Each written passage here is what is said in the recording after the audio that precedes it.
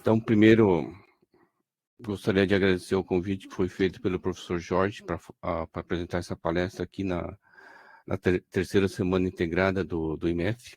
Tá? E o tema foi escolhido porque este ano a gente comemora o centenário da moderna mecânica quântica. Tá? E o gato de Schrödinger, possivelmente muitos de vocês já devem ter escutado falar, é relativo a um artigo que o Schrödinger publicou em 1935. Tá? Então, a ideia é tentar entender por que o Schrödinger publicou esse trabalho e o que isso significa ele. Tá? Porque o que a gente sabe um pouco mais sobre o gato de Schrödinger é um pouco, digamos, mais anedótico, né? É como se fosse uma piada de algo que está vivo e morto. Mas o trabalho do Schrödinger trouxe algumas questões bastante importantes sobre a mecânica quântica que foi desenvolvida a partir de 1925. Então, para entender um pouco sobre por que o Schrödinger fez esse trabalho, a gente vai ter que voltar um pouco atrás, tá? Apesar de hoje, esse ano a gente está comemorando os 100 anos da mecânica quântica, o termo física quântica ele começa alguns anos antes com o trabalho do Max Planck. Tá? O Max Planck é um físico alemão, tá? Nasceu em 1858 e faleceu em 1947.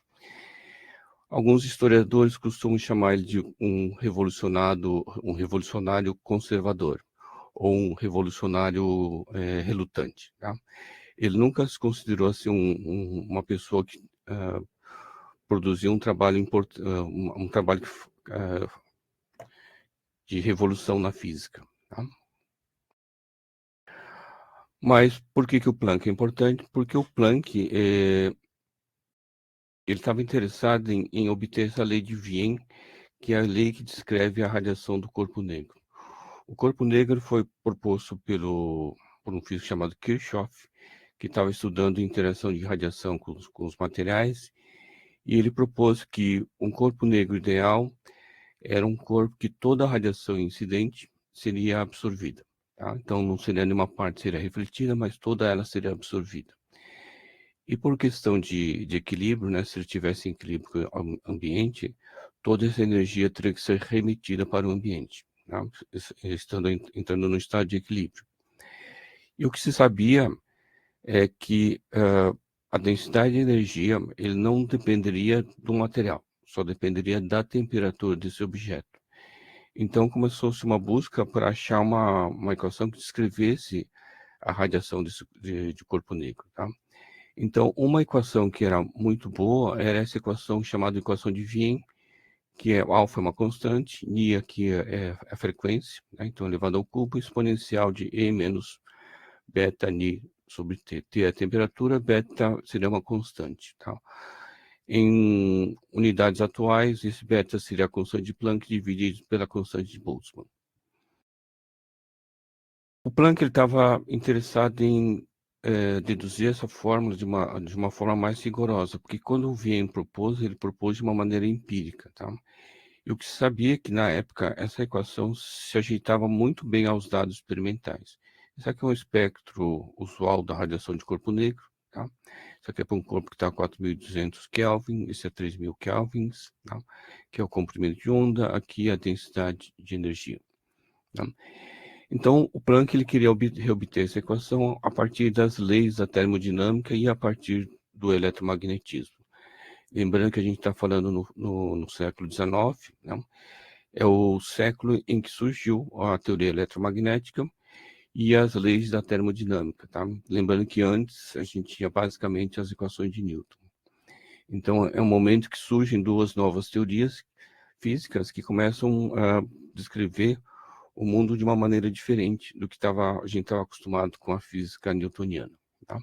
Então, Planck ele vai tentar descrever essa lei utilizando as leis da termodinâmica e ele consegue isso em 1889. Tá? Lembrando que essa equação descrevia muito bem os dados experimentais na época. Mas com o desenvolvimento das técnicas experimentais, isso foi modificando um pouco. Tá? Em particular, em 1900, esses dois físicos aqui, Otto Lumer e Ernest Pringsheim, eles fizeram medidas mais precisas do corpo negro e eles mostraram que a lei de Wien não se ajustava muito bem em algumas frequências, principalmente em frequências mais baixas, tá? E isso realmente foi uma perturbação para o Planck ficou perturbado, né? Então ele tentou obter uma equação que descrevesse melhor a radiação de corpo negro, tá? Ele vai conseguir isso no final de 1900. Ele publica esse trabalho e ele comenta que foi num ato de desespero ele conseguiu obter essa equação. E essa equação é o que a gente utiliza hoje até hoje, que é a radiação do corpo negro, tá? E ele é muito bom, muito bem, se ajusta muito bem aos dados experimentais e hoje a gente consegue explicar por que ela funciona, tá? Mas o Planck ele não conseguia explicar em 1900. E por que ele fala em um ato de desespero? Hoje em dia a gente fala em átomos, parece uma coisa normal, não? Só que no século XIX, você falar sobre átomo, ele era considerado uma coisa desnecessária. O Planck ele fazia parte de um grupo que a gente chama de energeticistas, tá? Que acreditavam que o conceito físico mais importante que devia existir era a energia. Lembra que nós estamos falando de um período que as leis da termodinâmica foram formuladas, tá? Então a gente tem a lei de conservação de energia e a gente tem a segunda lei da termodinâmica, tá? E você falar em átomo nessa época, para esses energeticistas, era uma coisa desnecessária, porque o átomo não seria uma coisa observável. Então você não conseguiria observar um átomo. Então falar em átomo seria algo, seria uma construção que eles chamam de inútil, tá? Ele não teria muita, ele jamais seria observado, então ele não poderia aparecer numa teoria física, tá? Então nós estamos falando em século XIX, que é uma época que aparece também a teoria cinética dos gases, a mecânica estatística, né, que é um trabalho do Boltzmann, em que ele fala em existência de átomos, ele precisa dos átomos para obter as suas relações de teoria cinética dos gases, tá? E o Boltzmann, utilizando isso, ele consegue obter algumas leis, por exemplo, a lei dos gases ideais, consegue descrever líquidos e gases de uma maneira muito bem, propriedades termodinâmicas de uma maneira muito boa, né? Mas como ele lançava a mão do conceito de átomo, o pessoal achava isso desnecessário. E o Planck achava também isso desnecessário, tá? Então, o que o Planck chama de ato de desespero, de uma certa forma, foi que ele teve que mudar a sua visão e começar a utilizar a mecânica estatística, tá? Então, ele começou a ter que pensar na existência de átomo para conseguir resolver o problema do corpo negro. Basicamente, o que ele fez, de uma maneira extremamente simples, né, foi escrever a equação da entropia de um gás de osciladores e ele teve que assumir que esses osciladores só poderiam ter energias que a gente chama hoje de quantizadas, tá? Então, basicamente, precisava ter uma espécie de átomo de energia, assim, tá? Isso para o Planck ele foi uma coisa meio estranha, não? Mas como ele, a partir dessa construção, ele conseguiu obter uma equação que descrevia muito bem os dados experimentais, ele publicou esse trabalho, dizendo, bom, no futuro alguém vai explicar isso melhor, tá? Eu sei que funciona e está aqui para a comunidade científica dar uma olhada. Do ponto de vista da comunidade científica, eles consideraram positivo a essa equação, mas como não tinha uma explicação física do porquê que ele funcionava, a coisa ficou lá meio que perdida, tá? Ele sabia que funcionava, mas não sabia por que funcionava.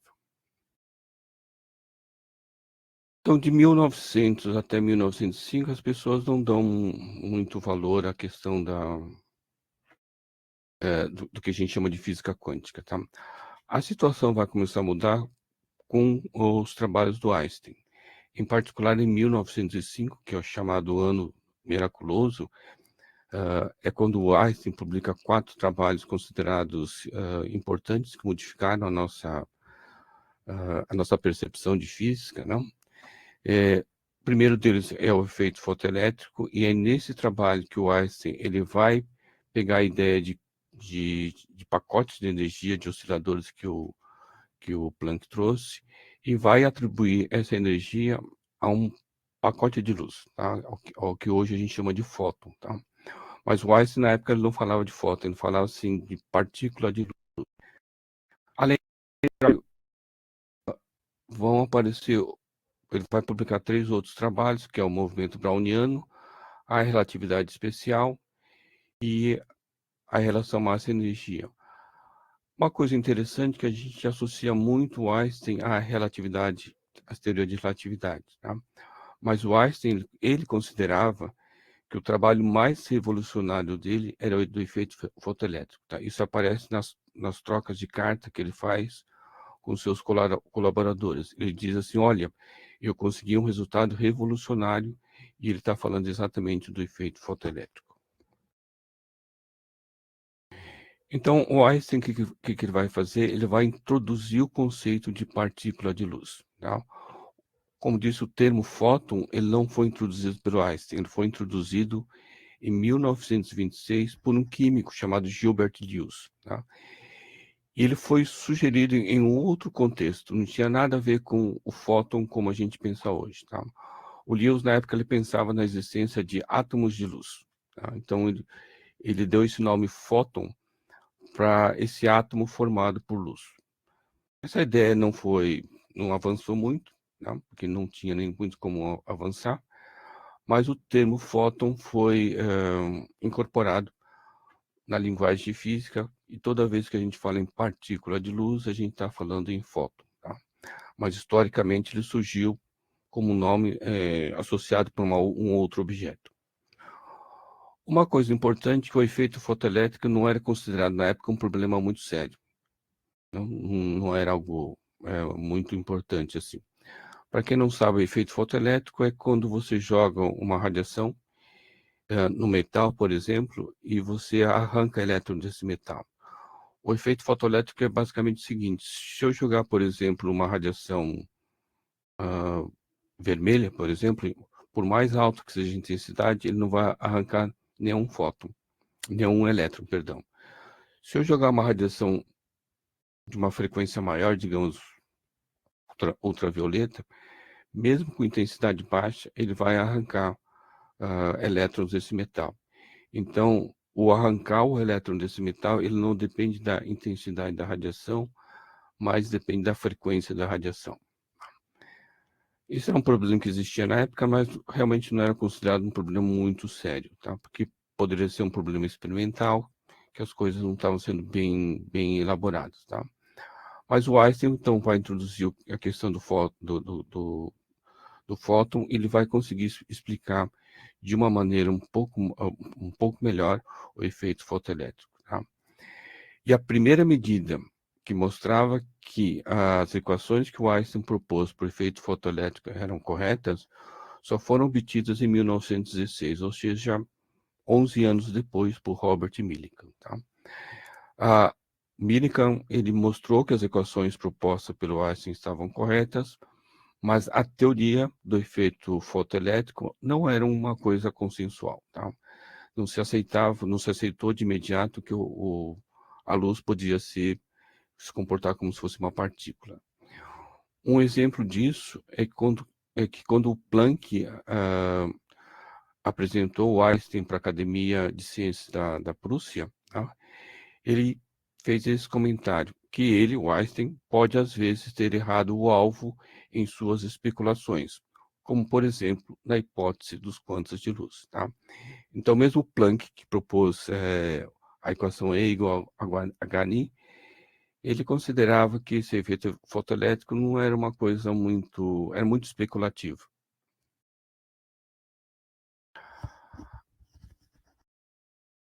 Na verdade, as coisas vão começar a se modificar quando o Einstein, novamente, ele vai continuar aplicando a questão de física quântica, aquela equação, essa equação hν.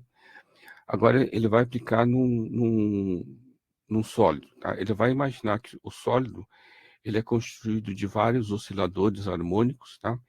e cada um desses osciladores harmônicos tem essa energia. A partir dessa construção e aplicando mecânica estatística, ele consegue calcular o coeficiente de calor específico dos sólidos, no caso aqui com volume constante. Calor específico, lembrando, é quanto de energia que eu tenho que colocar um objeto para que ele aumente uma unidade de temperatura, tá? Então, o que se sabia é que o calor específico para altas temperaturas, ele é constante, que é a lei de Dulong constante. O que se sabia é que quando você ia para baixas temperaturas, aqui nesse eixo horizontal para cá, a temperatura vai abaixando, tá? Ah, o calor específico ia diminuindo. E não se sabia por quê, e não se sabia construir uma equação que descrevesse isso de forma adequada. E o Einstein, então, ele vai introduzir esse conceito de quantização de energia na construção de um sólido, tá? E ele vai conseguir exatamente o que se desejava, que é esse decaimento da temperatura, do calor específico em função da temperatura. O problema é que era aqui embaixo, aqui não era muito bom os dados, tá? Mas o fato importante é que ele conseguia descrever de maneira qualitativa muito boa o comportamento do calor específico, tá? Então, esse artigo de 1907 do Einstein, ele trouxe a física quântica para uma área mais tradicional da física, que é a de estado sólido, né, a matéria condensada, tá? Mas também seu impacto não foi assim imediato. A comunidade científica demorou um pouco para começar a aceitar o conceito de física quântica. De qualquer forma, o Einstein foi o primeiro a defender e a utilizar a física quântica de forma sistemática na física, tá? Não foi o Planck, não. O Planck introduziu lá o conceito, mas ele não gostava muito daquilo, tá? Foi o Einstein que abraçou essa ideia, foi o Einstein que trouxe a ideia de física quântica para a física, os trabalhos de física, tá? E foi ele que fez de maneira sistemática. Para se ter uma ideia de como esse impacto não foi imediato, porque quando a gente estuda física moderna, principalmente se a gente pega os livros tradicionais, que é o do Weisberg, dá a impressão que com a publicação do trabalho do Planck, com a publicação do trabalho do Einstein, a comunidade científica começou a aceitar a física quântica quase que imediato. O que o Thomas Kuhn mostra nesse artigo, nesse livro, Teoria do Corpo Negro e a Descontinuidade Quântica, ele vai colocar o número de trabalhos publicados em relação a respeito de isso aqui em branquinho é de corpo negro, isso aqui de física quântica. Então você vê que aqui em 1905, de 1905 até 1910, a quantidade de publicações em física quântica e radiação de corpo negro era praticamente muito pequena, tá?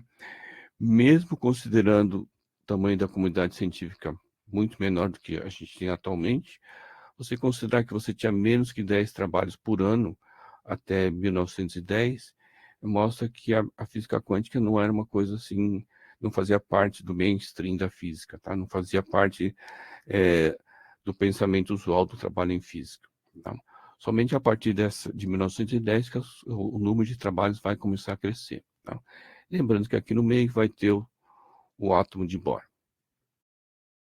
Então, essa é uma coisa importante a gente lembrar, né? Que o Einstein é a pessoa que vai trazer a física quântica para como sendo algo extremamente importante para a física, tá? Antes dele, praticamente pouca gente dava bola. Isso é uma coisa muito curiosa que depois, alguns anos depois, o Einstein vai olhar com os outros olhos a nova mecânica quântica. Agora a gente vai dar um salto, tá? Eu vou dar um salto para 1924, e a gente vai falar do Louis de Broglie. O nome completo é Louis Victor Pierre Raymond de Broglie, tá? Nasceu em 1892, faleceu em 1987. Por formação, ele não é físico, ele é historiador. Quem era físico era o irmão dele. Tá? De Broglie, na verdade, é uma família de aristocratas, e a história era que o Maurice, que era o irmão dele, tinha um laboratório de raio-x na casa deles, lá no porão da casa deles. Tá? Lembrando que nesse período, possivelmente, um laboratório de raio-x devia ser bem caro. Né? Tem em casa, então, mostra um pouco da fortuna da família do de Broglie. Tá? E a história conta que o de Broglie, visitando o laboratório do irmão, ele ficou muito impressionado com os trabalhos realizados com difração de raio-x, trabalhando jogando raio-x em cristais, tá? Estudando padrões de interferência. Ele ficou extremamente maravilhado com isso. Tá? Que ele propunha que a luz, que até a época era considerada uma onda eletromagnética, tinha comportamento de partícula. O que o de Broglie pensou foi justamente o seguinte: bom, se a onda pode ter comportamento de partícula, por que o inverso não pode acontecer? Por que uma partícula não pode ter comportamento ondulatório? Tá? E aí, nos livros vai aparecer que ele propôs, então, na tese de dissertação dele, essa equação, onde P é o momento linear, ou seja, se um objeto tiver o momento linear massa vezes velocidade, tá? Ele vai ter associado com ele um comprimento de onda. Tá? Então, isso é apresentado como se fosse a ideia de ondas da matéria, e a gente vai falar nos livros textos, geralmente, como que o de Broglie propôs a ideia de dualidade onda-partícula. A coisa não é tão simples assim, porque o de Broglie, na verdade, ele não falava em dualidade onda-partícula. Para o de Broglie, existiam simultaneamente a partícula e a onda. Tá? Não eram partícula ou a onda, era a partícula e a onda existiam simultaneamente. Tá? E o mais importante, ele propôs uma modificação nas leis de Newton. Tá? Ele, em particular, ele dizia que a primeira lei de Newton devia ser abandonada. Tá? E apresentou uma nova dinâmica baseada no que a gente chama de teorias de ondas pilotos. Essas ondas, elas serviam como ondas guias que direcionavam o movimento das partículas. Então, a onda não era a partícula, nem a partícula era a onda. Tá? A onda e a partícula coexistiam, tá? E o movimento da onda que direcionava a partícula. E por que nessa teoria que a primeira lei de Newton teria que ser abandonada? Por quê? O que diz a primeira lei de Newton? Na ausência de forças externas, uma partícula deve manter seu estado de movimento. Ou seja, se não tiver uma força externa, ou ele vai ficar parado, ou ele vai continuar andando em linha reta. E o que o de Broglie demonstra é que, por exemplo, se eu pegar um caso, esse é o famoso experimento de dupla fenda, tá? Então aqui tem um feixe de partículas que está vindo para cá. Desse lado aqui vai ter as partículas e as ondas pilotos, tá? Eles vão passar pelas duas fendas e vão vir para cá. Essas linhas que vocês estão vendo aqui são as trajetórias das partículas. Então, você nota que nessa região aqui não tem nenhuma força atuando. Então, de acordo com a primeira lei de Newton, as partículas deviam dar linha reta. E que você vai notar aqui que as linhas eles não são trajetórias retas, eles vão se curvando aqui. Isso vai acontecer porque as ondas pilotos vão sofrer interferências e vão direcionar o movimento das partículas. Tá? Então, isso exige que a primeira lei de a primeira lei de Newton seja modificada, porque eu tenho partículas andando livremente e eles não estão andando em linha reta, tá? A teoria de onda pilotos foi desenvolvido por de Broglie e na década de 50 foi desenvolvido um pouco mais por um físico chamado David Bohm, e é uma teoria concorrente à mecânica quântica que atualmente a gente utiliza, tá? Ele tem algumas vantagens, outras coisas meio obscuras, mas é uma teoria que consegue reproduzir, pelo menos até onde eu sei, todos os resultados da mecânica quântica. Tá? De 24 nós vamos dar um salto para 1925, né? Então, 1925 é quando Heisenberg ele vai publicar o seu trabalho a respeito da mecânica quântica, da mecânica quântica como hoje conhecemos, tá? Por isso que este ano é o centenário da mecânica quântica, né? O Heisenberg vai publicar um trabalho. Eu não vou nem tentar ler esse título em alemão, porque eu não vou conseguir fazer, tá? Mas ele publica em 1925. E uma coisa interessante é que no início do artigo dele, ele diz assim: o presente artigo busca estabelecer uma base para a mecânica quântica teórica fundada exclusivamente em relações entre grandezas que, em princípio, são observáveis. Isso é extremamente importante porque a gente está falando de 1925. Alguns anos antes, Bohr já propôs o modelo atômico dele, é o famoso modelo atômico de Bohr, tá? Em que ele conseguia explicar muito bem o espectro do átomo de hidrogênio, só o átomo de hidrogênio. Saindo do átomo de hidrogênio, ele não conseguia explicar, não funcionava bem o modelo do Bohr, tá? Então, durante muitos anos, tentaram melhorar a teoria do Bohr, tentaram colocar efeitos relativísticos, mudar a órbita circular para a órbita elíptica, conseguiram algumas melhorias, tá? Mas eles não conseguiam explicar outras coisas além do átomo de Bohr, do átomo de hidrogênio, tá? Uh, átomo de hidrogênio e alguns átomos alcalinos. Mas eles não conseguiram explicar o resto muito bem. Então, o que o Heisenberg vai fazer? Ele vai partir daquilo que se conhecia bem, que era o espectro de emissão dos átomos. E nessa época o pessoal já tinha bastante espectros de emissão de vários átomos e já tinha várias leis de combinação de como ocorriam as transições. E, então o Heisenberg resolveu trabalhar sobre esse conceito, tá? Porque ele considerava que incluir trajetórias, que era o que aparecia no modelo de Bohr, não era correto, porque as trajetórias não eram observáveis. O que a gente conseguia observar era justamente essas transições entre diferentes níveis de energia, tá? É,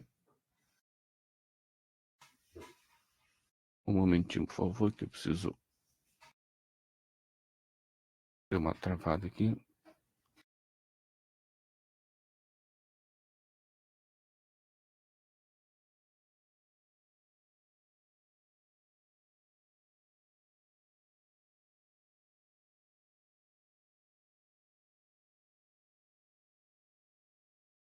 Alô? Ah, agora já voltei. Tá, desculpa, foi.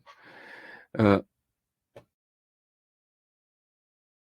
então, o Heisenberg ele vai trabalhar com coisas que são observáveis. Para quem já estudou filosofia da ciência, é, esse aqui é um posicionamento bastante positivista, né? Você só vai trabalhar com grandezas que você pode ser comprovado experimentalmente. Se você não consegue comprovar experimentalmente, ele não deve entrar nas teorias físicas, tá? Então, Heisenberg era, de uma certa forma, um neopositivista, como podemos dizer assim, tá? Agora, uma coisa interessante do trabalho do Heisenberg, tá? Nesse artigo aqui, entendendo o artigo mágico de julho de 1925, os autores comentam que o Steven Weinberg, que foi prêmio Nobel de Física por trabalhar com teoria de partículas, ele diz assim: os físicos teóricos em seus trabalhos mais influentes podem ser separados em dois grupos, os sábios e os mágicos. Os artigos sábios não são difíceis de se entender, e a dos mágicos são difíceis de se entender. O artigo de Heisenberg seria mágica pura. Para alguém que tiver interesse em ler o artigo do Heisenberg e gostar de história da física, vale a pena tentar dar uma mergulhada no artigo do Heisenberg. Ele é extremamente cheio de algumas mudanças assim que você não sabe bem por que ele fez, tá? Então, é, realmente é um pouco de mágica pura. O que é interessante é que o Heisenberg, ele ele trabalhou com o que hoje a gente chama de matrizes, ou com álgebra linear, né? Mas ele não sabia que era isso. Até porque a álgebra linear ou as matrizes não fazia parte da formação usual de um físico, mesmo de um físico teórico, tá? Quando o Heisenberg publicou esse trabalho, logo depois, se não me engano, foi Jordan e Bohr, eles identificaram que o que ele estava trabalhando era matrizes. Por isso, hoje a gente chama que ah, a mecânica quântica de Heisenberg é uma mecânica quântica matricial, porque ele trabalha com matrizes, tá?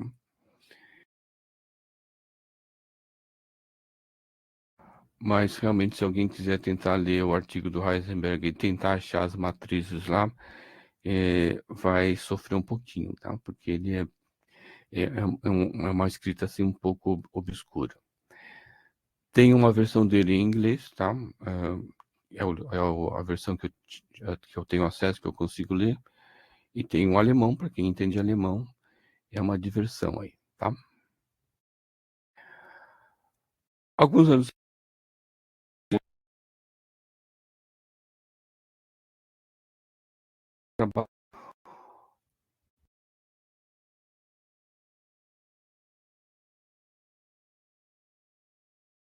Alô?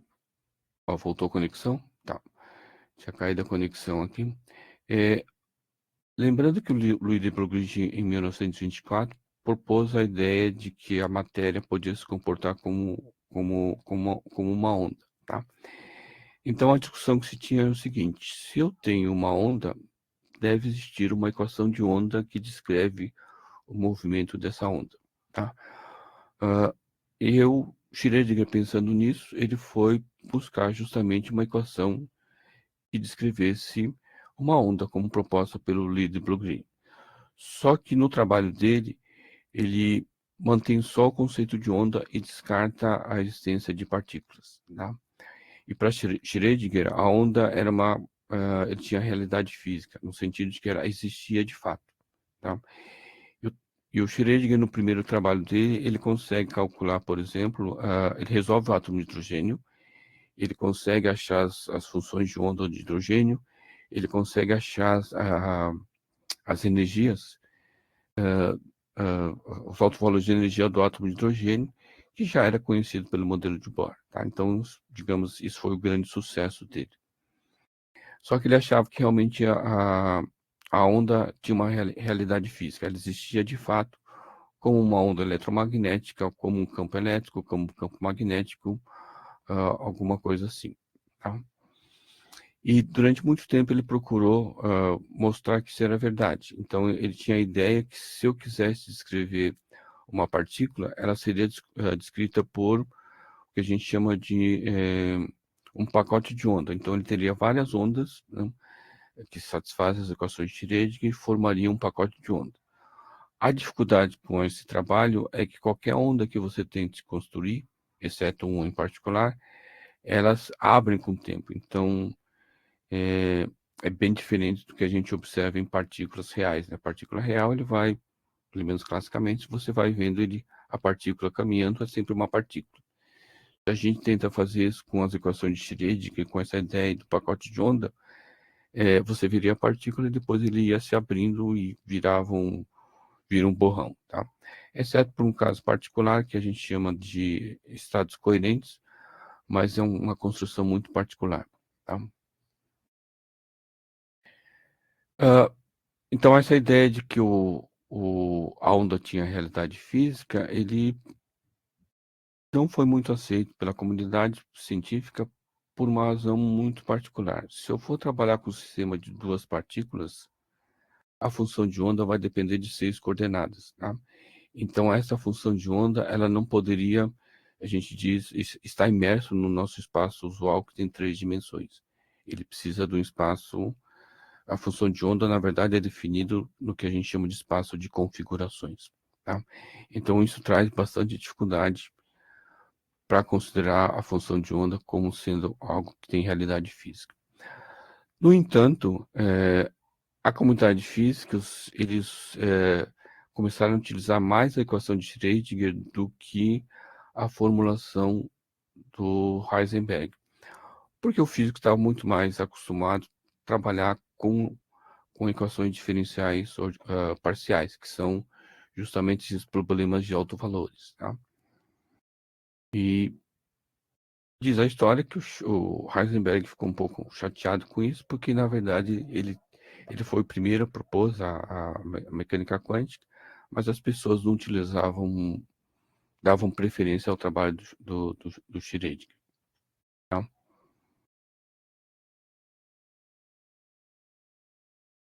Então, isso foi em 1926. Então, em 1925, você tem o trabalho do Heisenberg, que vai apresentar a mecânica quântica como conhecemos hoje, a mecânica quântica matricial. O Schrödinger vai apresentar a equação de onda, que acho que é o que a grande maioria das pessoas conhece, né? O Schrödinger também vai demonstrar que matematicamente a formulação dele é equivalente à formulação do Heisenberg, né? Outros autores também vão mostrar que não só matematicamente, mas fisicamente eles são equivalentes, tá? No caso do Schrödinger, ele mostra que é matematicamente equivalente, porque para ele a, a, a questão é diferente. Ele leva uma construção. A do Heisenberg era diferente do Schrödinger, tá? Mas hoje a gente sabe que não faz diferença, né? As duas são, a gente diz tecnicamente, as representações são diferentes. Ou nós trabalhamos na representação de Heisenberg, ou a gente trabalha na representação de Schrödinger. Dependendo do que a gente vai resolver, a gente escolhe uma ou outra. Ou pode fazer uma mistura das duas, tá? Não faz diferença. A visão que a gente tem hoje da mecânica quântica, ele vai ser consolidado em 1927, num congresso chamado Congresso de Solvay, que era um congresso, esse é o quinto congresso de Solvay. Nessa foto é talvez uma das fotos mais famosas do Congresso de Solvay. Você tem o Einstein, se não me engano, tem Marie Curie, tem o Planck, eu não vou lembrar de todo mundo aqui. Isso aqui deve ser o Heisenberg, isso aqui deve ser o Bohr.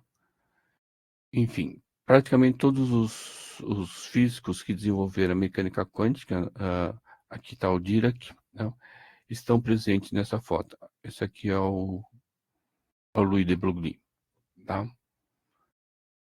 Acho que isso aqui é o Bohr, agora não me lembro.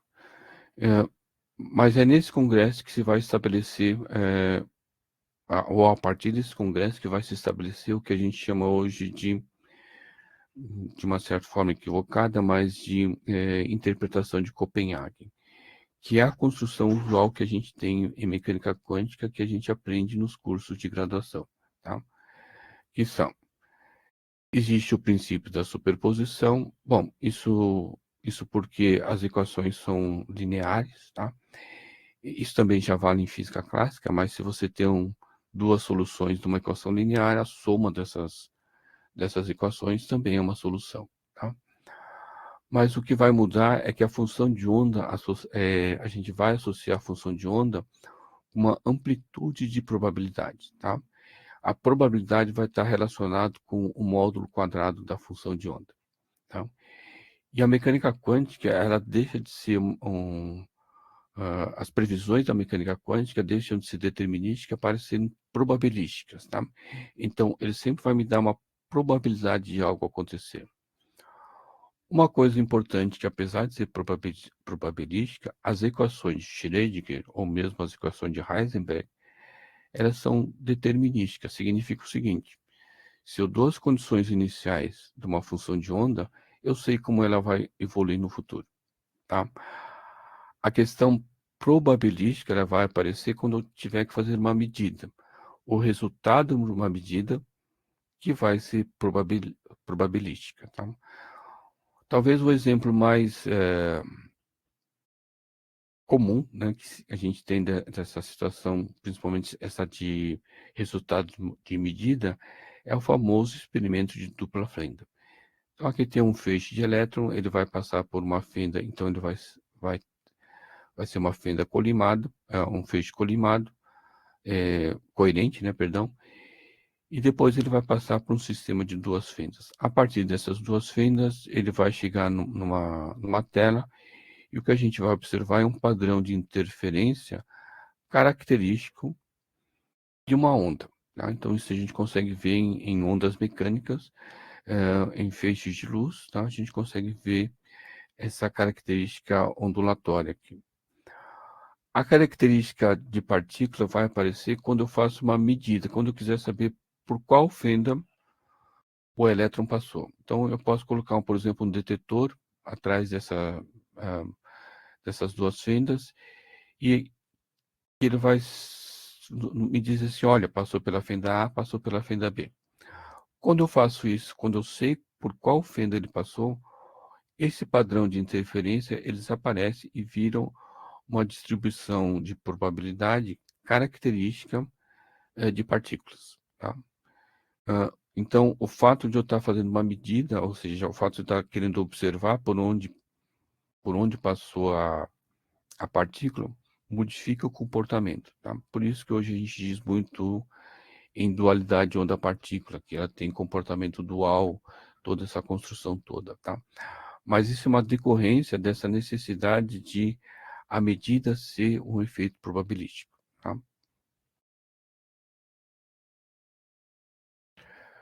Ah, essa construção é extremamente importante, é uma construção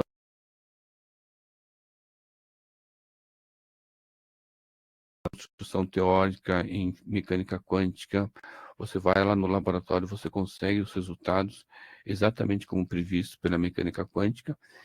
Então, essa construção, ele digamos, muito boa, tá? Ele descreve muito bem os resultados experimentais, consegue fazer previsão do que vai acontecer, tá? Mas ele tem algumas coisas que, se você vai um pouco a fundo, você começa a ter algumas dificuldades, tá? Então, se você for estudar mecânica quântica, vai aparecer um negócio chamado problema de medida. O problema da medida é justamente isso. Porque quando eu observo alguma coisa, é a função de onda que a gente chama colapso, tá? Então, basicamente, isso aqui. Quando eu estou fazendo esse experimento de dupla fenda, se eu não observo por qual fenda ele passou, me dá um padrão de interferência. Se eu observo por qual fenda ele passou, padrão de interferência desaparece e você tem um comportamento igual de uma partícula, tá? É, então a gente não sabe por que acontece isso, porque aquele resultado probabilístico, ele não está na equação de Schrödinger. Ele é uma coisa que é colocado à mão, é uma coisa que é colocado a posteriori, tá? Vai aparecer um problema também chamado base preferencial. Isso eu não vou falar, mas é um problema bastante técnico, que a gente não sabe resolver também. Aquela construção da mecânica quântica, ele exige sempre a existência de aparatos clássicos, tá? Eu tenho um sistema quântico e tenho um aparato clássico. O aparato clássico seria o equipamento que faz a medida, né? E nessa construção, o aparelho que faz a medida, ele é descrito pela física clássica, enquanto que o sistema que eu estou utilizando é um sistema de mecânica quântica, tá? Isso traz o que a gente chama de um problema de problema bipolar, né? A física não sabe se é quântico ou se é clássico, tá?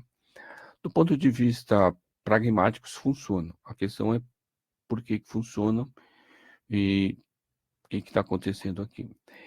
E, em particular, a gente hoje não sabe, isso é uma coisa mais importante, que vai entrar na questão do gato, como ocorre a transição do domínio quântico para o domínio clássico. Por que isso é importante? Hoje a física considera que as leis fundamentais da natureza são leis quânticas. Inclusive, a gravitação, que a gente não consegue quantizar, a gente acha que ele deve ser uma teoria quântica. Então, a questão toda é, bom, se as leis fundamentais da natureza são quânticas, por que o que a gente observa hoje, ele é clássico, tá? Então, por que eu observo partículas, por que eu observo trajetórias, por que as coisas não são probabilísticas, tá? Por que aquelas padrões de interferência a gente não observa? Então, por que aquelas coisas essencialmente de mecânica quântica a gente não consegue observar? tá? Esse é um problema que existe, tá? E é basicamente em cima dessas construções que o Schrödinger ele vai propor publicar em 1935 um artigo que chama que seria a situação atual da mecânica quântica, tá? Esse é o artigo em inglês. Tem uma tradução dele perdão, isso aqui em alemão, né? Tem uma tradução dele disponível gratuitamente em inglês, tá? E é um artigo que vale a pena discutir. Porque o Schrödinger ele vai discutir justamente essa construção da mecânica quântica. Ele vai comparar como a física clássica olhava o mundo, o universo, e como a física quântica vai começar a olhar o mundo, tá?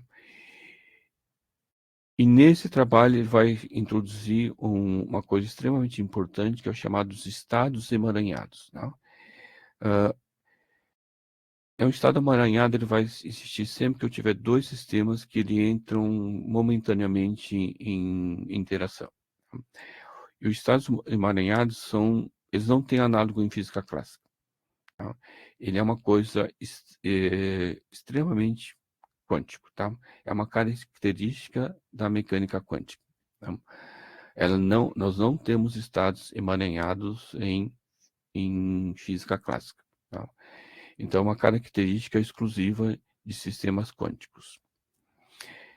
E quando ele vai introduzir isso, bom, o que são estados emaranhados? Vamos pensar de uma maneira um pouco pictórica aqui. Esse A e V aqui, para quem já estudou mecânica quântica, de vetores sketch, tá? Mas vamos pensar nessa figura aqui e vamos pensar no sistema de dois estados. Podia ser cara e coroa, eu pensei aqui azul e vermelho, tá? Azul para os gremistas e vermelho aqui para os colorados, não? Então, meu sistema, ele pode ser esse estado em azul ou esse estado em vermelho. Ou se você quiser pensar cara ou coroa, tá? Então, classicamente, eu vou ter um estado azul ou um estado vermelho, né? A mecânica quântica me permite ter um estado de superposição, que é o vermelho mais azul, tá? Então, seria um estado de superposição que ele não seria nem vermelho nem azul, não seria nem colorado nem gremista. Isso aqui não é um estado emaranhado, é um estado de superposição usual. E também a gente tem estados de superposição em mecânica clássica, mas não é um problema, tá? No estado emaranhado, quando eu colocar dois sistemas em interação, eu consigo ter duas situações. A primeira partícula é vermelha e a segunda azul, então vou representar assim. A primeira partícula, representando por esse símbolo do lado esquerdo, é vermelha e a segunda é azul. Ou o contrário, a primeira é azul e a segunda é vermelha, tá? É importante dizer que essa ordem aqui é importante. Eu não posso trocar a ordem aqui, tá? E o estado emaranhado é justamente a superposição agora desses dois estados aqui. Lembrando que a superposição anterior era só desses dois estados separados aqui. Agora eu vou ter um sistema de duas partículas que interagiram. Eu vou ter esses dois estados possíveis e também vou ter um estado que é a superposição deles, tá? Por exemplo, a primeira partícula é azul, a segunda é vermelha, ou a primeira partícula é vermelha e a segunda azul. Isso é um estado emaranhado. O fato de ter superposição de dois estados não garante que seja sempre emaranhado. Isso é um estado não emaranhado, tá? Então, primeiro azul, segundo vermelho, primeiro azul, segundo azul.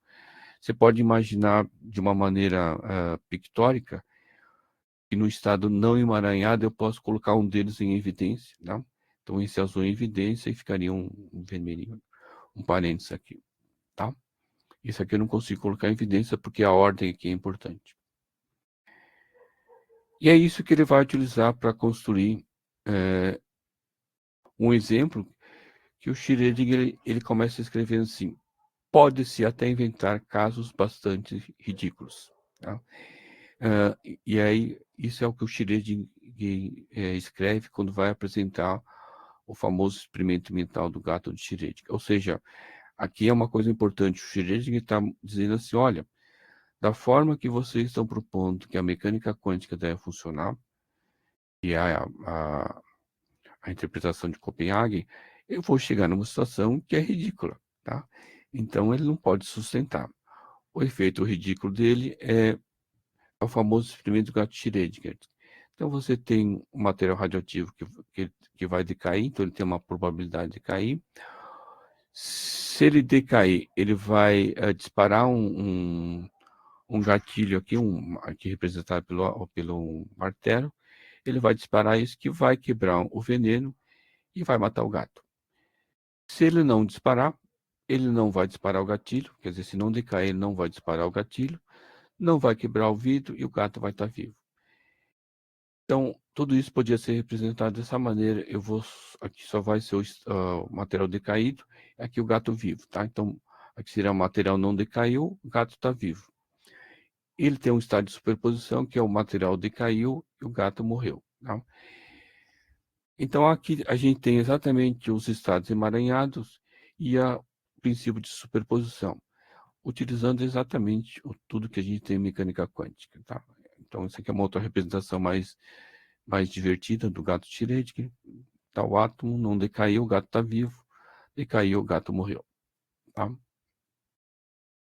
É importante ressaltar isso, né, que o Schrödinger está apresentando-se essa construção para dizer, olha, eu não posso levar a mecânica quântica assim ao extremo, não, porque senão ele vai me dar uma situação que não é aceitável. Tá? E uma das construções, uma decorrência do experimento do gato de Schrödinger levando novamente a mecânica quântica, se estiver fechada, ele vai estar no estado de superposição gato vivo, gato morto. Quando eu abrir a caixa, eu vou fazer uma observação e essa observação vai me forçar esse estado aqui, a ir para um desses. Ou o gato vai estar vivo ou o gato está morto. Aqui eu estou representando. Eu abri a caixa, ele forçou o sistema a ir a esse estado que o gato está vivo. Tá? Então, o gato Schrödinger ele traz essa discussão. Bom, mecânica quântica está correto, então vai ter que ter um estado emaranhado. Se tiver um estado emaranhado, também vai ter um estado de superposição.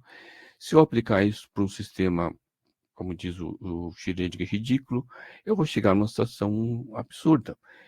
É uma situação que o gato está vivo ou morto e quem vai decidir se o gato vai viver ou não é quando eu abro a caixa. Tá?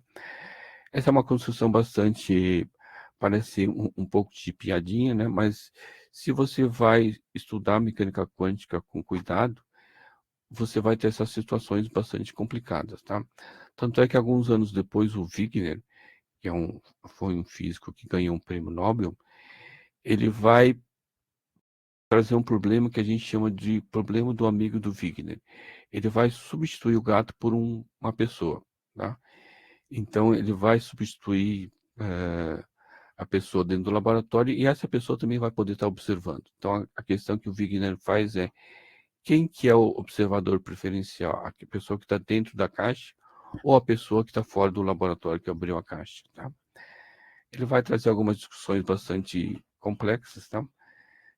Algumas um pouco hoje não se aceita muito, mas ele vai trazer bastante discussões conceituais bastante importantes, tá?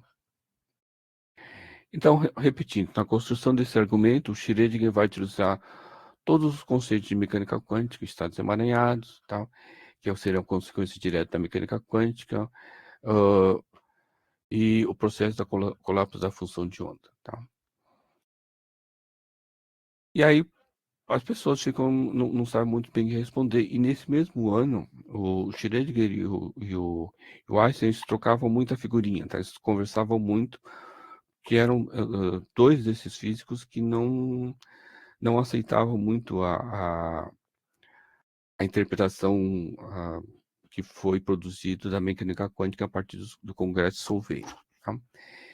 E o Einstein, tanto o Einstein como o Schrödinger eram bons físicos, eles sabiam que os resultados as previsões da mecânica quântica eram comprovadas experimentalmente, mas eles sentiam que alguma coisa não estava, para eles, né, para a visão de mundo dele, que as coisas não estavam muito bom. Então, em 35, no mesmo ano que o Schrödinger publicou o trabalho dele, vai sair um artigo no Physical Review, de autoria do Einstein, do Boris Podolsky e do Nathan Rose. Tá? A história diz que o artigo foi publicado antes do Einstein fazer a revisão e ele não gostou muito da versão. Tá? Mas, de qualquer forma, o trabalho diz o seguinte, o título é assim: a descrição da mecânica quântica da realidade física pode ser considerada completa?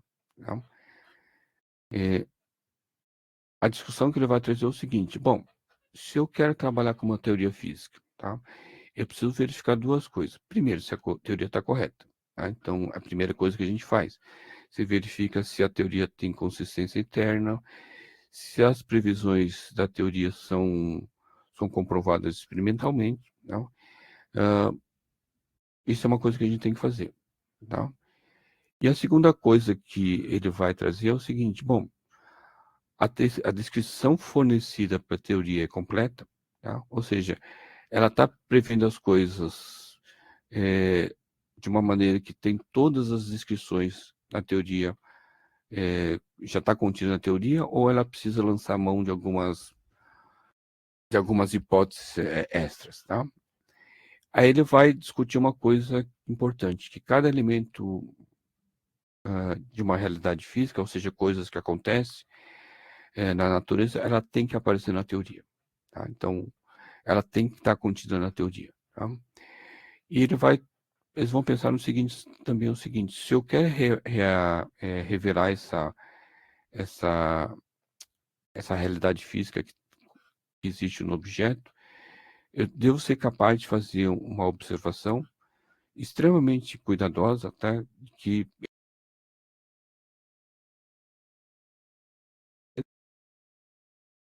a existência daquela grandeza física, o valor daquela grandeza física. Tá? E se isso é possível, a gente diz que essa grandeza que eu estou observando, ele faz parte de uma realidade física, ou seja, ela existe vamos falar de uma maneira mais, ela existe independente de se eu vou observar ou de quem vai observar ela. Tá?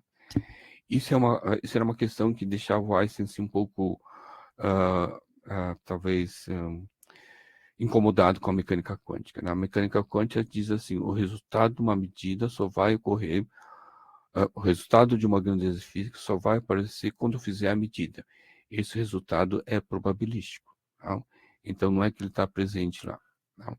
O Einstein, ele se sentia muito incomodado com isso, porque se a gente pensa na teoria da relatividade, a teoria da relatividade foi construída de tal forma a trazer grandezas físicas que não dependem do observador. E a mecânica quântica, de uma certa forma, estava desvirtuando disso. Diz: olha, o resultado de uma medida depende do observador. Tá? Então, ele vai trazer uma certa discussão bastante importante. Tá?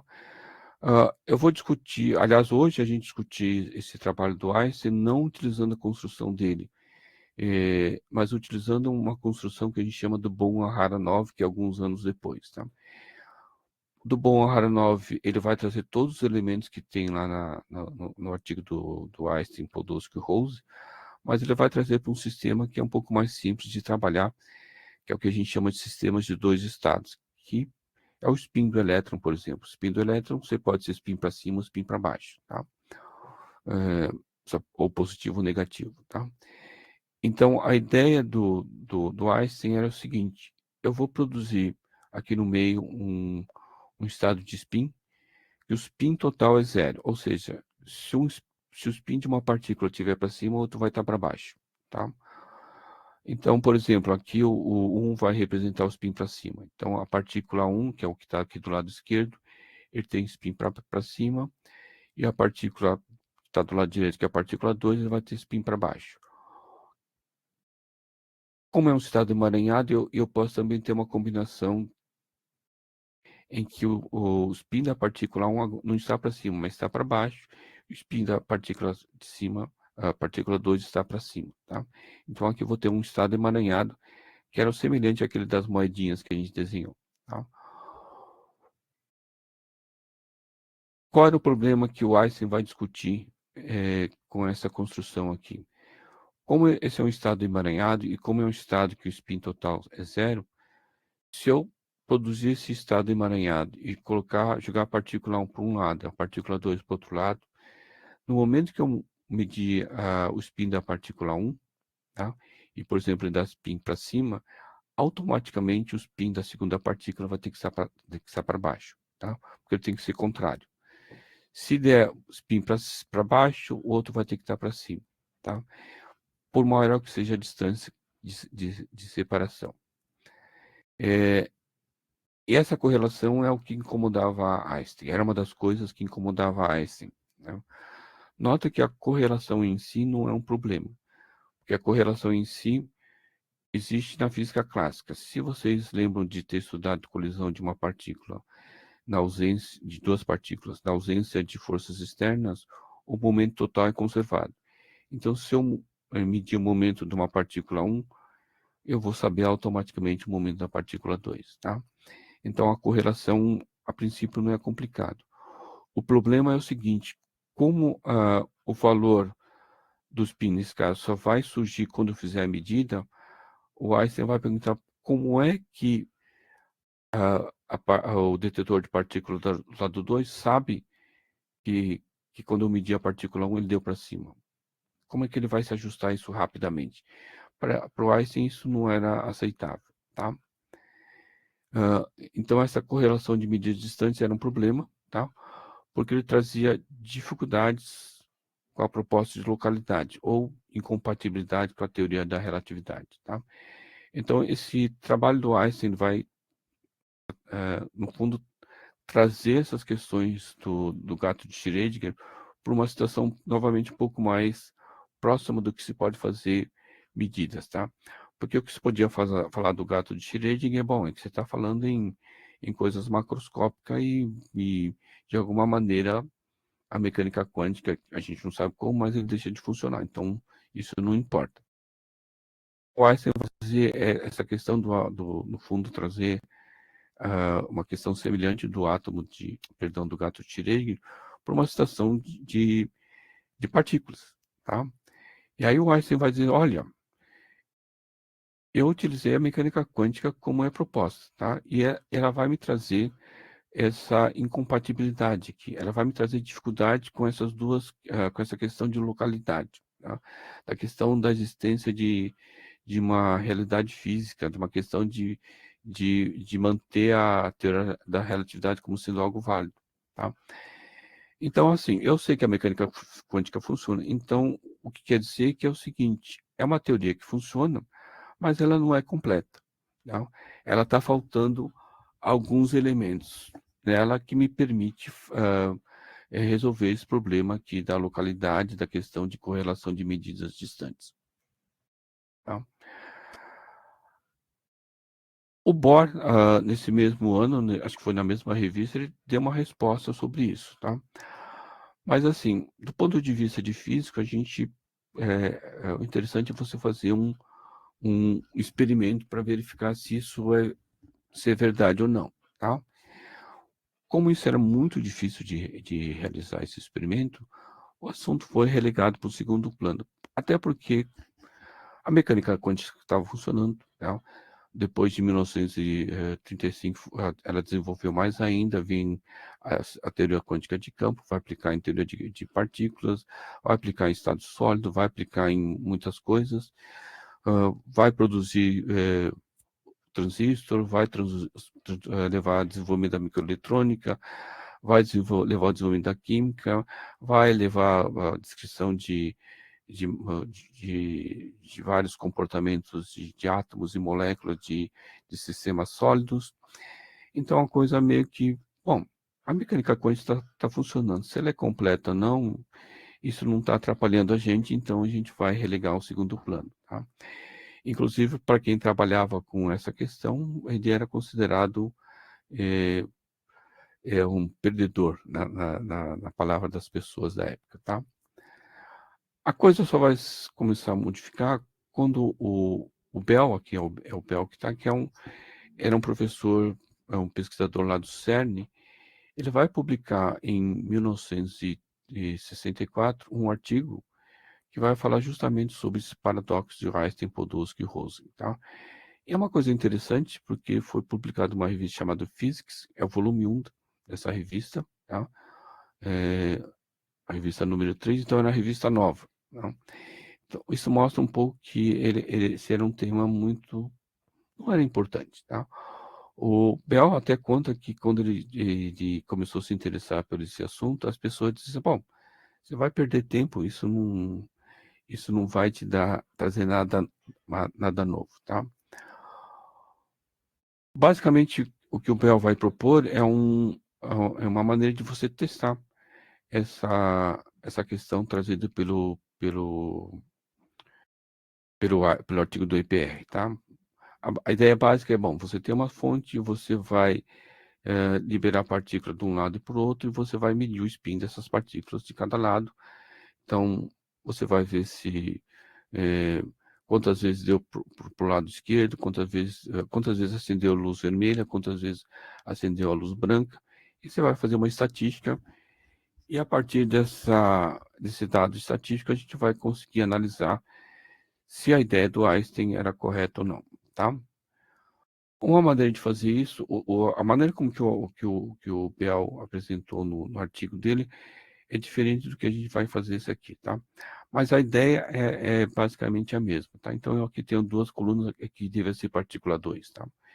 E eu vou imaginar o seguinte, eu vou produzir aquele par de partículas, e o par de partículas ele vai ter o spin zero, significa, o par vai ter que spin zero. Isso significa assim, se eu medir a partícula 1 na direção A, ele tiver mais 1, a partícula 2, que tinha que ser 2, ele vai ter que ser menos 1, tá?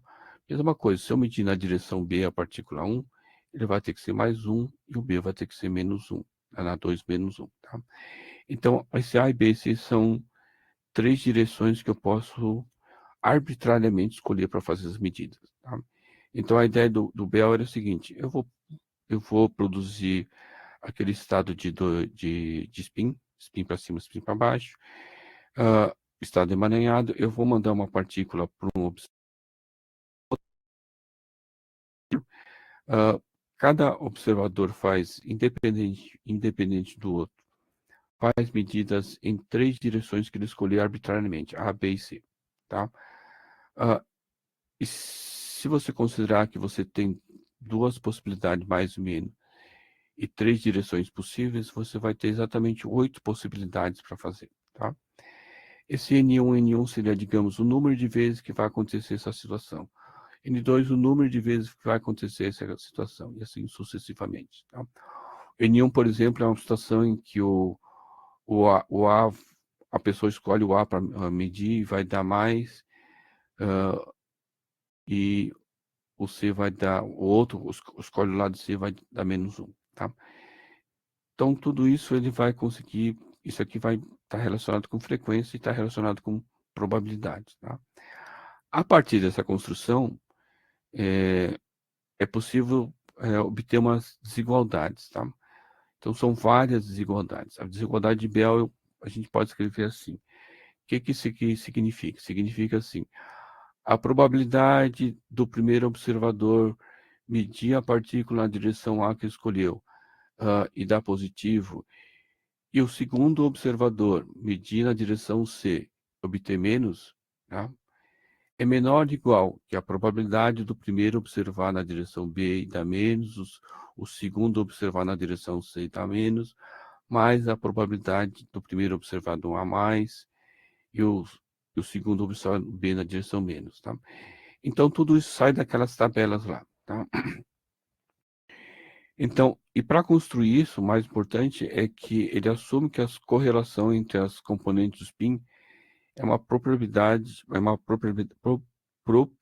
da partícula e não um resultado da medida. Ou seja, quando a partícula é produzida, ele já sai com spin mais 1 ou menos 1, tá? ele já sai com aquele valor definido, tá?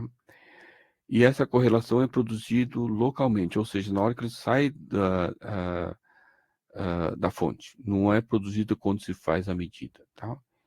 Então, a desigualdade de Bell expressa a existência de uma propriedade real das partículas, independente das medidas e que as interações são locais. E essa é exatamente a condição que o Einstein coloca naquele artigo do EPR, tá? Então, a gente diz que a desigualdade de Bell expressa uma visão do mundo que é localmente realista, que é a visão, digamos, filosófica que o Einstein tinha do mundo, que ela tem que ser localmente realista. Localmente significa que, que ela deve obedecer à teoria da relatividade, realista, que os resultados das medidas devem ser independentes do observador. Tá? E aí, o que o Bell faz? Bom, eu vou fazer o seguinte, eu vou pegar todas aquelas previsões e agora utilizar a mecânica quântica para fazer isso. Tá? A conta é um pouco longa, mas o resultado básico é esse aqui, tá? O seno ao quadrado de... Esse A e B são duas direções que eu escolhi, tá? Lembra que tinham três direções possíveis, tá? Então, ele vai te dar essa desigualdade. Aí eu posso escolher os ângulos de uma forma adequada. Faltou uma vírgula, tá? Então, eu vou escolher o θB como sendo 2θ, o θC como θCB igual a θ. E quando eu faço todas essas contas, eu vou conseguir essa desigualdade aqui, ele vai me dar isso aqui, tá? Essa desigualdade aqui é o análogo da desigualdade de Bell, utilizando a mecânica quântica, tá? Então, isso aqui está errado. Meio não é menor que 0,29, tá? Então, isso quer dizer o seguinte, que a mecânica quântica, ela viola as desigualdades de Bell. Isso implica que alguma das condições, ou todas as condições utilizadas para obter a desigualdade de Bell não são válidas na mecânica quântica. Ou seja, ou a localidade não é válida, ou o realismo não é válido, ou as duas coisas não são válidas, tá? Normalmente o que a gente assume, porque é um pouco mais, digamos, mais seguro, é que a mecânica quântica é considerada uma teoria não local, tá? Então ela permite que, quando você estabelece uma condição, ela se espalhe por todo o espaço, e quem quem, quem leva essas coisas é a função de onda, tá? Então, a gente chama que é uma teoria não local.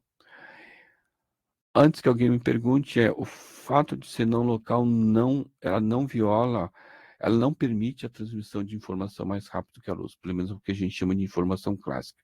Ou seja, eu não posso mandar uma mensagem mais rápido que a luz, mesmo que a teoria... A coisa interessante é que, bom, o Bell publicou aquele trabalho, as pessoas olharam, algumas pessoas ficaram interessantes. Isso aqui é o Clauser, isso se não me engano, na década de 70, ele foi fazer esse experimento no MIT. Ele conta que quando ele resolveu fazer esse experimento, ele e o Friedman, era o orientador dele, o pessoal dizia assim, olha, não faz isso não, que você vai enterrar sua carreira, né? Não vai dar em nada. Não? O não dá em nada simplesmente deu no Prêmio Nobel de Física de 2022. Tá? Então aqui tem outros dois ganhadores, que é o Alan Aspect e o Anton Zillinger, que também eles contam que quando eles começaram a estudar essa desigualdade de Bell, o pessoal diz, olha, não estuda isso não, que não vai dar nada, isso você vai enterrar a carreira de vocês. Se não me lembro se era um Zillinger ou um Aspect, que ele comenta que quando ele foi falar com o supervisor dele, a primeira pergunta que ele, que ele recebeu foi assim, você já tem emprego garantido? Se você não tiver emprego garantido, não faça isso não, porque ninguém vai depois querer te contratar. Tá? A única coisa que aconteceu é que eles ganharam o Nobel. Né? O Klaus era uma coisa interessante, ele comentava que quando ele começou a fazer o experimento, ele queria mostrar que o Einstein estava correto, que realmente a desigualdade de Bell não era violada. Né? E ele, claro, ele ficou surpreso quando mostrou que a desigualdade de Bell era violada. Né?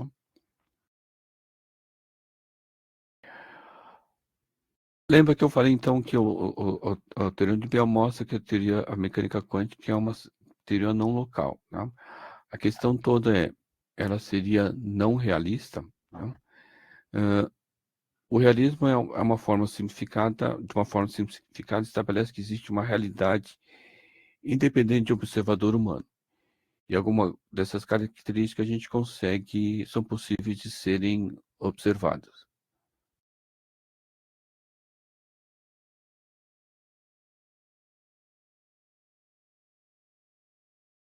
Tá? E aí, a gente pode testar isso. Uma coisa mais interessante é que a gente pode testar isso, e de uma forma extremamente dramática. A teoria de Bell, desigualdade de Bell funciona, mas como ele é meio estatístico, né, sempre pode ficar alguma coisa assim, bom, ele é só estatístico, ele pode ter algumas situações que ele não seja válida, tá? Ah, e a coisa não é bem assim, tá? Ah, Greenberg, Horne e Zeilinger, o Zeilinger é um dos que ganharam o prêmio Nobel, ele vai fazer uma extensão do teorema de Bell. O teorema de Bell, ele usa duas partículas, Greenberg, Horne e Zeilinger, ele vai considerar agora três partículas. Então, ele vai considerar uma situação em que você gera três partículas, tá? Todas elas em estado emaranhado, e ele vai para três estações diferentes aqui, tá? Aqui é uma construção que é devido ao físico chamado Mermin, né? Ah, em que ele vai trabalhar justamente com o spin de partículas. O Greenberg-Horner vai trabalhar com um sistema de três estados, o Mermin vai trabalhar com dois estados, né? Aí a ideia é o seguinte, bom, eu vou formar esse estado de três partículas, eu vou mandar uma partícula para o observador A, outro para o B, outro para o C. E cada um vai fazer uma medida independente, tá? Aqui eu só tenho duas possíveis direções, direção 1 e direção 2, tá? Mas todos eles vão medir na direção 2, tá? E quando a gente usa a mecânica quântica, a gente tem esses resultados aqui. Aqui basicamente está dizendo o seguinte, o observador 1 vai medir na direção 1, observador B vai medir na direção 2, observador C vai medir na direção 2. Ele vai obter o resultado -1. Observador A vai medir na direção 2, vai ser o -1. Então, nota que os três primeiros vão obter -1 e o quarto vai obter +1, tá? Isso é o resultado de mecânica quântica, né? É um pouco longo fazer essa conta, mas não é tão complicado fazer isso aqui, né? Sabendo trabalhar um pouco o álgebra linear, basicamente você fazer um produto de matrizes aqui. O que seria essa contrapartida numa teoria realista? Seria você transcrever isso da mecânica quântica para uma teoria realista. Teoria realista significa o seguinte, aquela partícula que saiu com spin na direção 1, ele já saiu com spin na direção 1, ele não foi produzido pela medida. Para uma linguagem meio realista, significa assim, a partícula que foi na direção 1, ele já saiu com spin +1. O que foi no detetor B saiu com 2, assim sucessivamente, tá? Eu vou simplesmente transcrever essa equação para essa aqui, tá? Aparentemente, aqui é simplesmente uma transcrição. O que a gente vai começar a fazer agora é pensar do ponto de vista realista, tá? Se eu quero essas três para que dê resultado negativo, como A, B e C só pode ser mais ou menos 1, significa que ou os três são negativos ou apenas um é negativo, tá? Se dois for negativo, vai dar positivo aqui, não tem como sair daqui, não? Então, isso aqui diz o seguinte, ou os três são negativos, ou só são dois negativos, tá? Esse último quer dizer o seguinte, ou os três são positivos, ou somente dois são negativos, tá? Não pode ser os três negativos, senão daria -1. Não pode ser só um negativo, senão daria -1, tá? Vamos olhar esse caso em particular, onde que os três são positivos. Os três positivos significa que A1, B1, C1 igual a 1. Se A1, B1, C1 igual a 1, eu posso, por exemplo, eliminar o A1 daqui, o B1 daqui e o C1 daqui. Porque eles são igual a 1, tá? Porque eu estou assumindo que os três são positivos. Então, basicamente, eu vou conseguir isso aqui, que o B2C2 igual a -1, A2C2 igual a -1, A2B2 igual a -1, tá? Aí eu vou pegar esse caso aqui. eu posso ter B2 igual a mais 1. Se B2 for mais 1, tá? Então C2 vai ter que ser menos 1, porque o produto tem que ser menos 1. Se C2 é menos 1, e como aqui é menos 1, o A2 só pode ser mais 1, tá? Então, se o A2 é mais 1 e o B2 é mais 1, eu vou ter 1 mais 1, teria que ser mais 1, e deu menos 1, tá? Então, isso implica que eu vou ter uma... Eu vou estar violando, eu vou ter a conclusão que mais 1 é igual a menos 1, que não é verdade, tá? Isso aqui porque eu assumi que os três são positivos. Se eu tivesse assumido que só os dois primeiros seriam negativos, daria exatamente o mesmo resultado, tá? Então eu posso analisar todos os possíveis casos, ele vai sempre me dar uma incompatibilidade aqui, tá? Então, o teorema GHZ implica que a mecânica quântica é incompatível com a ideia que as grandezas físicas existem independente de serem medidas. Isso basicamente quer dizer o seguinte: alguém que propõe uma teoria de mecânica quântica que tem o que a gente chama de variáveis escondidas, ela não é compatível com os dados experimentais, tá?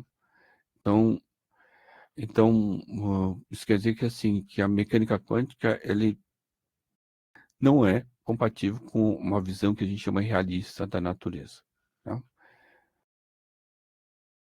As pessoas podem ficar um pouco assim incomodadas com esse termo realista, né? Porque quer dizer que a natureza não é real, não? Vai pensar em, sei lá, no Matrix, né? Que o mundo não é real, mas não é bem isso que a gente está falando, tá? O termo realista aqui, ele tem do ponto de vista filosófico, ele tem da forma que é aplicado em física, ele tem um significado muito preciso, tá? Então, tem alguns filósofos, como por exemplo Tim Aldrin, no livro Filosofia da Física, ele diz o seguinte: uma teoria física não é nem realista nem antirrealista, tá? É a atitude individual em relação à teoria física que é realista ou antirrealista. Aí ele vai dizer assim, ou seja, é uma questão de gosto da pessoa, tá? Não tem nada a ver com a física, tá? Com a teoria física. Então ele diz assim: se eu pudesse escolher os termos realistas e antirrealistas, seriam banidos dessa discussão fundamentais sobre mecânica quântica, tá? Isso é uma coisa assim que alguns físicos realmente, mesmo os que discutem fundamentos de física, eles procuram não falar se a teoria é realista ou não realista, justamente porque ele traz alguma discussão que vai ficar um pouco mais complicada, tá? Nota que tudo isso ele sai como consequência das discussões do Schrödinger sobre quando ele vai apresentar aquele trabalho sobre o gato do Schrödinger, tá? Então, e aí eu perguntei o gato, não? Aquela ideia que o Schrödinger falou que era ridículo, né? Que foi apresentado para o Schrödinger e depois utilizado para o trabalho do Einstein, do Roscoe-Rosen, como crítica à mecânica quântica, né? Hoje ele tem aplicações extremamente importantes na área de informação quântica. É, a gente não consegue pensar em informação quântica ou computação quântica sem a existência daquilo que de estados emaranhados, desses estados EPRs, dessas desigualdades de Bell, tá? Então, sem essas coisas que o Schrödinger apresentou como ridículo, na verdade, ela não é ridículo. Ele traz consequências extremamente importantes, tá? Então, eles são recursos extremamente importantes para a gente hoje, tá? O que é claro que a gente não sabe é explicar por que, no caso macroscópico, o gato ou está vivo ou está morto. Ele não está em estado de superposição, tá? Isso é uma coisa que a gente não sabe fazer, tá? Então, o problema da medida a gente não sabe resolver de uma forma ainda consistente, tá? A gente não sabe fazer a transição da física quântica para a física clássica. E então a gente não tem uma resposta consensual ainda. Existem algumas propostas para fazer isso, né? Então, por exemplo, a decoerência é uma delas, né? E são temas que são atualmente são bastante interessantes, né? Então, para quem quer estudar física, é um tema que no futuro pode ser bastante interessante, tá? Particularmente, eu acho que temas como informação quântica e computação quântica vão assumir papéis extremamente importantes nos próximos anos, a não ser que tenha alguma surpresa, não? E questões ligadas aos fundamentos da mecânica quântica vão estar presentes bastante no futuro.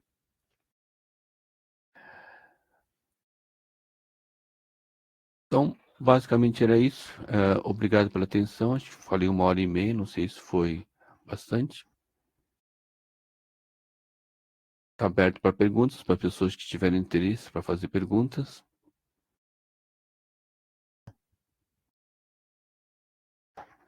Eu esqueci de abrir a câmera, né? Desculpa, pessoal. Vou abrir a câmera aqui. Agora é tarde, mas vou abrir.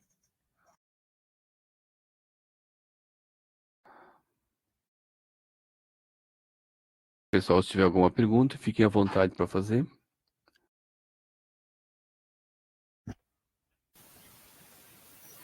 Boa noite, professor. Tudo bem? Boa noite, tudo bem?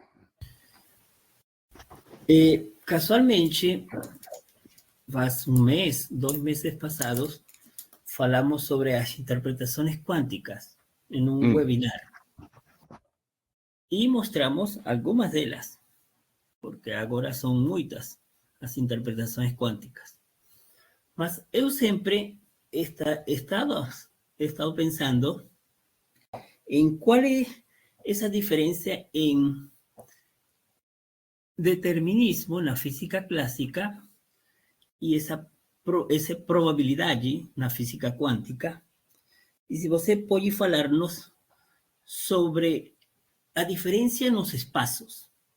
Estar em um espaço tridimensional, realista, e estar em um espaço de Hilbert, sim, da mecânica quântica. Tá. Na verdade, assim, por que a mecânica... Isso é uma discussão importante, porque assim, a questão probabilística não está nas equações, ela é uma coisa que é colocado a posteriori, né? O Bohr vai trazer isso, né? Ele vai colocar essa interpretação probabilística, não? Então, a questão toda é como vai acontecer esse colapso da função de onda. Existem alguns modelos que o colapso ocorre devido à presença da gravitação, tá? Mas isso não explica por que quando eu fizer uma medida no laboratório vai dar aquele resultado. Isso realmente a pessoa não... Eu não conheço nenhum trabalho que consegue te dar um resultado, que dá uma explicação razoável. O modelo do Bohm, né, que é a teoria de ondas pilotos, que é o desenvolvimento da teoria de ondas pilotos, aparentemente dá algumas explicações, só que ele coloca uma questão probabilística lá no início, nas condições iniciais, tá? Mas realmente não saberia te dizer, tá? Se não sei se essa era a pergunta, se existe um modelo que explica de maneira consistente, né? Por exemplo, o von Neumann, ele tentou fazer uma construção que à medida você não dependeria da existência da física clássica. Então ele construiu o que a gente chama uma cadeia de von Neumann, que ele vai colocando um estado emaranhado atrás do outro estado emaranhado. Só que em algum momento ele tem que fazer esse corte, né? E aí entra numa área que se a gente não tomar cuidado, vai para um lado um pouco místico, né? Porque o von Neumann e o Wigner, ele colocava assim, olha, no final dessa cadeia de medida, vai ter que entrar a consciência humana, né? A mente humana vai ter que entrar nessa coisa aqui. E a nossa mente não seria descrito por um sistema linear como a equação de Schrödinger, estaria fora dessa descrição, tá? Agora, isso é uma coisa bastante... se a gente tem que tomar cuidado para discutir isso, né? Porque, bom, a gente sabe que a mecânica quântica, infelizmente, ele foi apropriado por pessoas que falam sobre coisas místicas, não?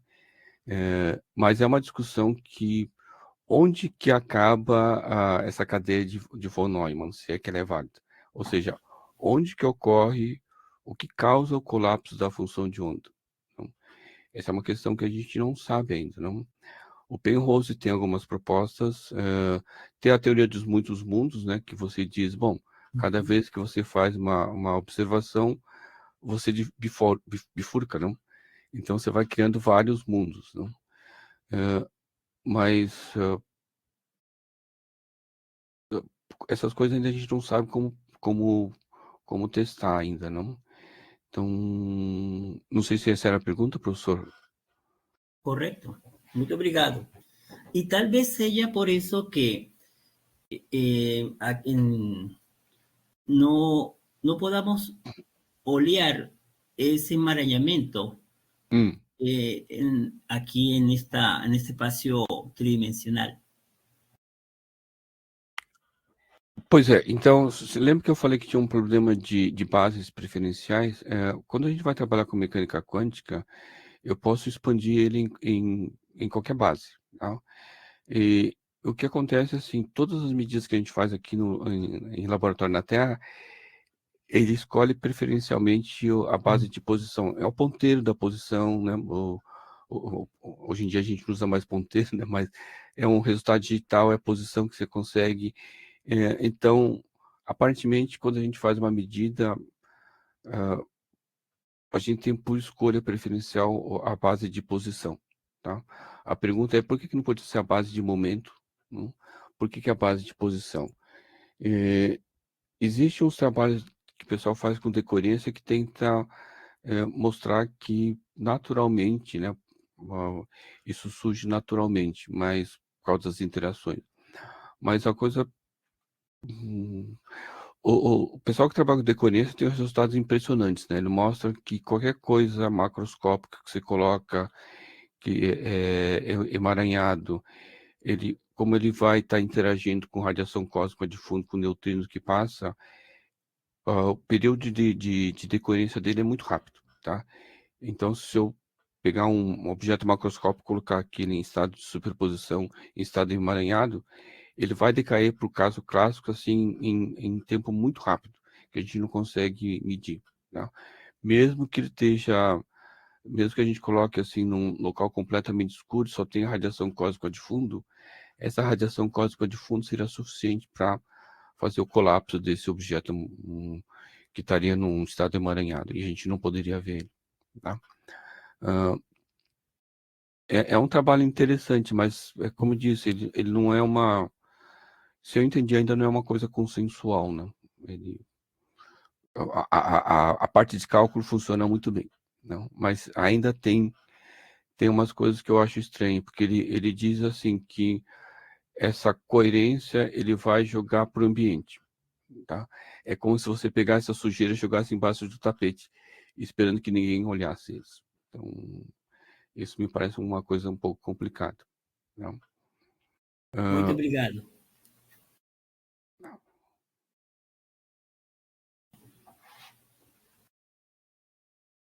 eu que agradeço a pergunta, professor Manuel. Alguém? Perguntas?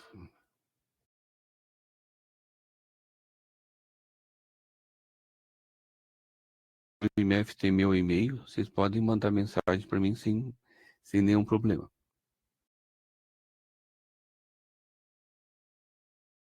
E antes que alguém pergunta, terapia quântica não funciona, tá?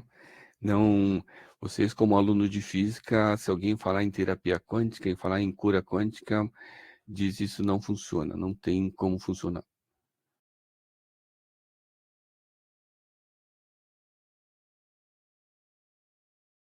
Ah, Rafael, sim, eu posso mandar os slides da apresentação. E eu mando pro diretor, tá? Eu mando aqui.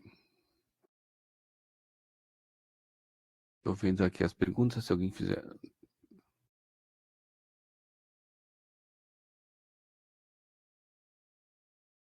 Obrigado aí pelo pessoal que está mandando as mensagens.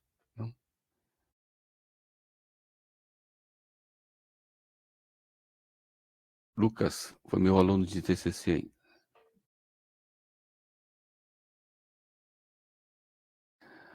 Bom, então é isso. Se não tiver mais nenhuma pergunta, podemos encerrar.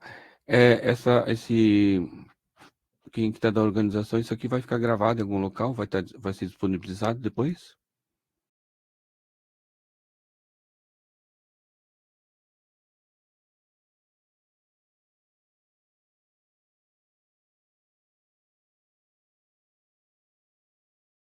Respondendo aqui. Tá bom, então. Então, obrigado para vocês que tiveram a paciência de assistir a palestra. Me desculpe que eu esqueci de abrir o vídeo aqui, mas então, boa noite e muito obrigado pela atenção.